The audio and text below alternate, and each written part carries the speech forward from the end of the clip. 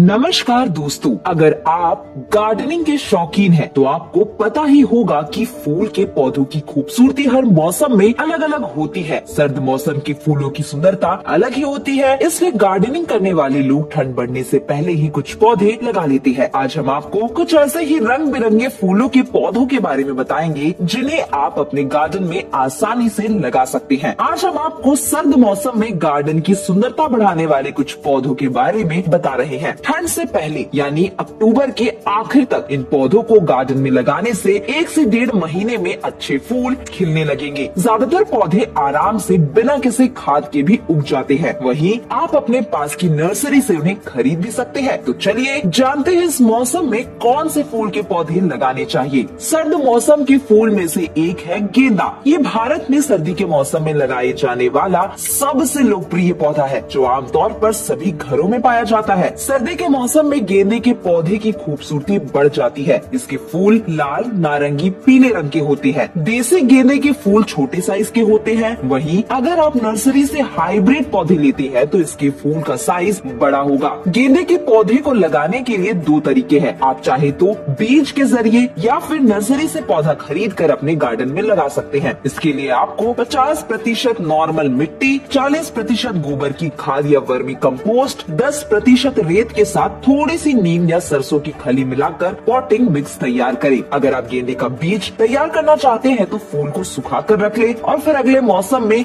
Semi shade वाले area में गमले में तैयार पॉटिंग मिक्स में से डाल दी। आप देखेंगे कि इसमें से 8 से 10 दिनों में छोटा पौधा निकल आएगा। दूसरा है गुलदाउदी। जाड़े के मौसम में खिलने वाला ये एक बहुत ही खूबसूरत फूल है। गुलदाउदी एक ऐसा पौधा है जो अकेले आपके पूरे गार्डन में 4 चांद लगा सकता है। आप कलम या कटिंग से इसके पौधे को लगा सकते हैं। कटिंग से इसे लगाने के लगभग 20 दिन में इसमें नए पत्ते महीने भर बाद फूल आने शुरू होते हैं। इसके लिए पॉटिंग मिक्स गेंदे के पौधे वाले ही तरीके को इस्तेमाल करें। ज्यादा ठंड पड़ने से पहले इसकी कटिंग को मिट्टी में लगा दे। बाकी फूलों की तरह इसे भी अच्छी सूरज की रोशनी की जरूरत होती है। अगर आपको गार्डनिंग की ज्यादा जानकारी नहीं तो आप नर्सरी से गुलदाउदी का छोटा पौधा ले सकते हैं। नर्सरी में ये पौधा आपको 20 से 25 रुपए में आराम से मिल जाएगा। गुलाब, इन्हें फूलों का राजा कहते हैं। इसकी सुंदर रंग हर किसी को अट्रैक्ट करते हैं। ठंड बढ़ने से पहले अक्टूबर के अंत और नवंबर की शुरुआत तक में आप इसे आसानी से लगा सकते हैं। इसके लिए सबसे पहले आप अपने पसंद के रंग वाले फूल का चुनाव करें और पॉटिंग मिक्स डालकर एक 8 से 10 इंच का गमला तैयार करें।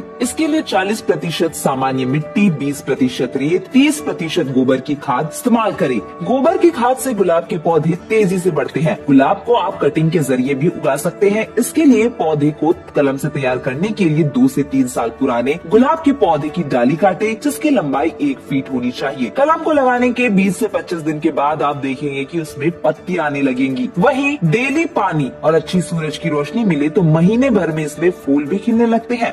ये पौधा सितंबर से लेकर अप्रैल महीने तक लगाया जाता है। इसके लिए सबसे पहले पॉटिंग मिक्स भरकर एक बड़े गमले को अच्छे से रेडी करें। अब अपनी उंगली से मिट्टी में 2 से 3 सेंटीमीटर का गड्ढा बनाए, इसमें बीज को डाले, ऊपर से मिट्टी से इसे ढक दे और स्प्रिंकल करके पानी दे। अगर आप चाहे तो बीज को बोने से पहले 3 घंटे तक भिगो कर भी रख सकते हैं। इससे इन्हें अंकुरित होने में थोड़ा कम समय लगता है। वैसे तो सूरजमुखी के बीज 7 से 10 दिन में अंकुरित हो जाने चाहिए, लेकिन कभी कभी इन्हें 2 हफ्ते का भी समय लगता है। आप इस मौसम में भी सूरजमुखी के फूल लगा सकते हैं। जहाँ भी आपका गमला है वहाँ पर दिन में कम से कम 5 से 6 घंटे बस अच्छी धूप होनी चाहिए। और जैसे जैसे पौधे बढ़ेंगे आपको ये ख्याल रखना है कि आप डेली पानी और खाद दे रहे हो। ध्यान रखें पानी बहुत ज्यादा ना हो, सिर्फ तभी डाले जब मिट्टी सूखी हो। पानी कभी भी गमले में भरा ना रहे क्योंकि सूरजमुखी कम पानी में भी ग्रो करेगा, लेकिन जरूरत से ज्यादा पानी पौधे को खराब करता है। लगभग 3 से 4 महीने में सूरजमुखी के पौधों से फूल मिलना शुरू हो जाते हैं। इन्हें आप सजावट के लिए भी इस्तेमाल कर सकते हैं। फिर जैसे जैसे फूल सूखने लगे आप इनमें से बीजों को निकाल कर इकट्ठा कर सकते हैं। इन बीजों में से आप कुछ बीज और पौधे लगाने के लिए रख सकते हैं और बाकी को आप चाहे तो भूनकर खाने में स्नैक्स के तौर पर भी इस्तेमाल कर सकते हैं। दोस्तों, उम्मीद है कि आपको हमारी वीडियो से मिली जानकारी आपके लिए इन्फॉर्मेटिव रही होगी। ऐसे ही खेती बागवानी से रिलेटेड वीडियोस के लिए बने रहे हमारे साथ।